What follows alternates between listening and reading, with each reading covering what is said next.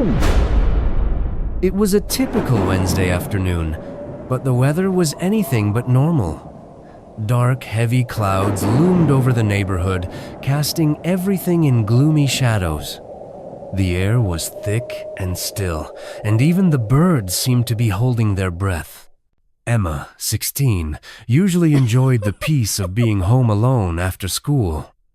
With her parents still at work and her older brother at football practice, this was her time to unwind, listen to music, and enjoy some solitude.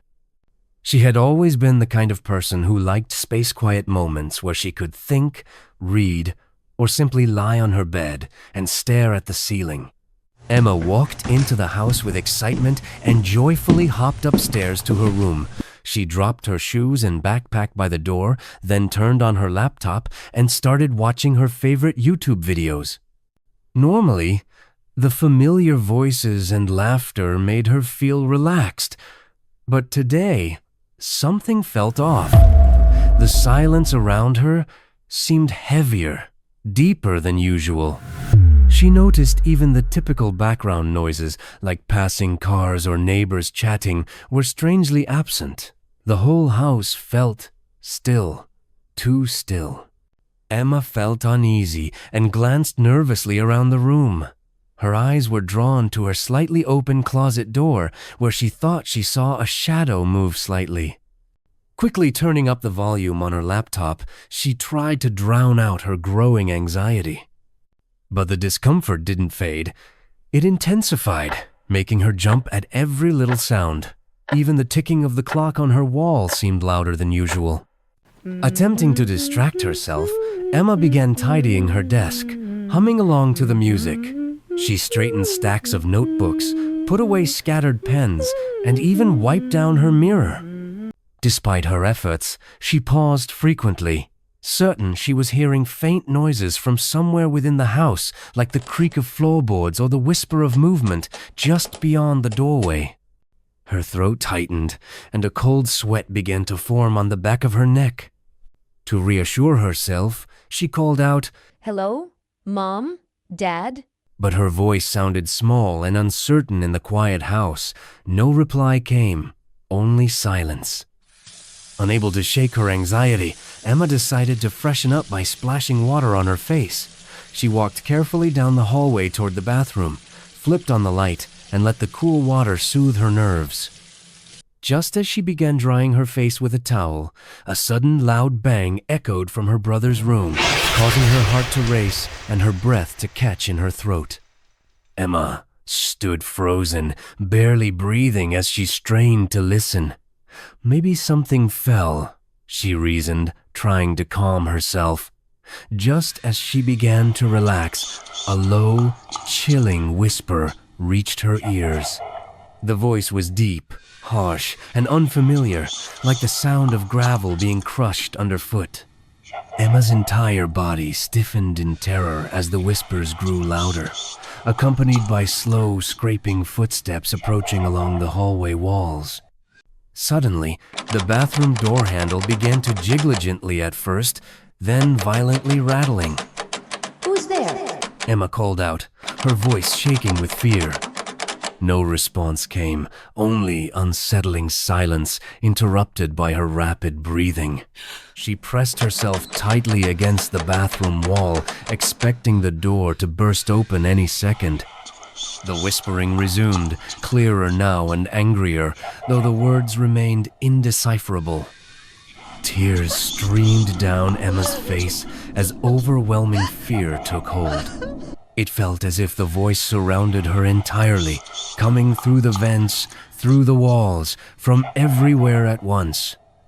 Then came the soft thud of something heavy dropping onto the hallway carpet outside the door. She imagined a figure crouched just beyond the threshold, waiting. Emma turned and eyed the tiny bathroom window. It was barely big enough, but it might be her only escape. Realizing she had to escape, Emma darted toward the small window, desperately fumbling with the latch. Her fingers trembled as she pulled it open. Just then, she heard the unmistakable sound of the front door being forced open downstairs, quickly followed by the shrill beeping of the house alarm. Relief briefly flooded through her as she thought help would soon arrive. Panic surged through Emma as she squeezed herself out the narrow window and onto the roof's ledge. She pressed herself tightly against the exterior wall, trembling and fighting to maintain her balance. Inside the house, Emma could hear drawers being flung open and belongings tossed around. She could picture the chaos unfolding inside books thrown, closet doors yanked open, her safe little world being torn apart. Suddenly, the window she had escaped through Darkanita's masked face peered out, eyes locking onto hers. Emma screamed as the intruder lunged forward, grabbing her arm tightly.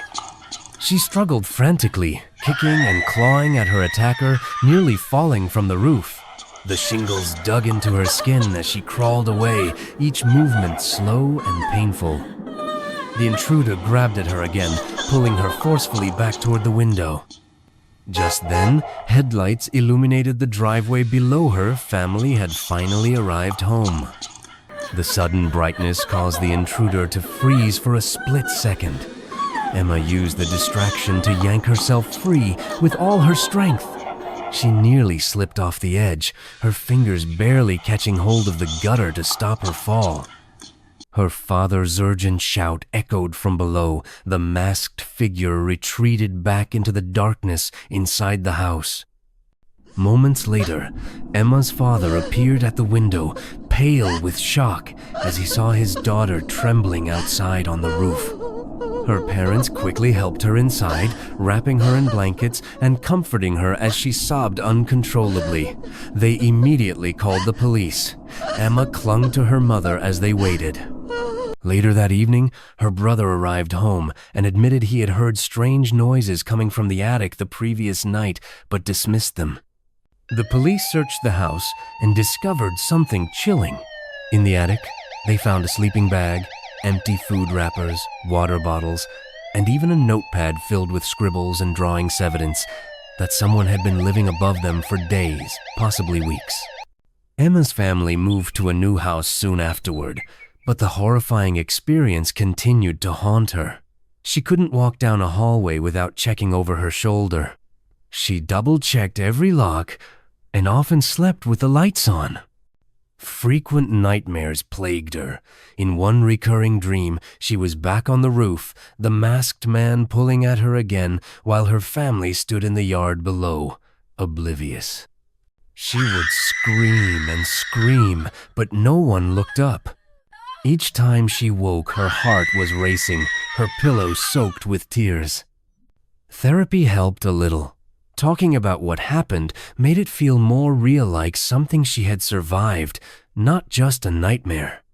But still, she could never walk into a quiet house again without holding her breath. Emma knew she might never truly feel safe being alone. The sense of security that most people take for granted had been stolen from her. And though the house was long gone, the memory of the hidden stranger who had once watched her from the shadows would stay with her forever.